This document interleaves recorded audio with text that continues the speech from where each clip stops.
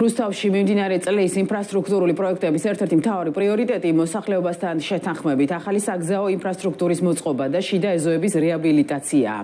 გიორგი ჭყონდიდელის სახელობის უბანში შიდა ეზოებისა და შიდა საუბნო სივრცეების რეაბილიტაცია უკვე მიმდინარეობს. პროექტის ფარგლებში 11 საცხოვრებელი კორპუსის შიდა საუბნო გზების სრული განახლებაა დაგეგმილი.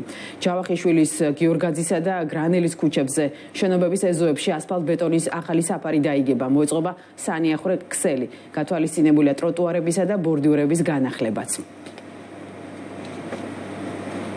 იმყოფებით ჭყონდიდელის უბანში, სადაც 11 ეზოს სარეაბილიტაციო სამუშაოები მიდის. პროექტი გულისხმობს როგორც მიწისქვეშა კომუნიკაციების გამოცვლას, ასევე მოასფალტებას საფეხმავლო ნაწილს. ამ პროექტის დასრულების შემდეგ ეს უბანი კიდევ უფრო კომფორტული გახდება თითოეული რუსთაველისთვის. რუსთავში აქტიურად მიმდინარეობს იმ პროექტების განხორციელება, რომელიც გამომდინარეობს მოსახლეობის საჭიროებიდან. ამჟამად მიმდინარეობს ეზოების რეაბილიტაცია გიორგაძის და გრანელის მიმდებარე ტერიტორიაზე. პროექტის ღირებულება არის 900.000 ლარამდე და აღნიშნული პროექტი დასრულდება ივლისის ბოლოს. წლების განმავლობაში მქონდა გზობის პრობლემა, განსაკუთრებით წვიმის დროს, როგორც ფეხით მოსიარულეებისთვის, ესე მანქანებით გადაადგილებაც ურთულესი იყო. ძალიან მოხარულები ვართ, რომ მოგვარდება ეს პრობლემა.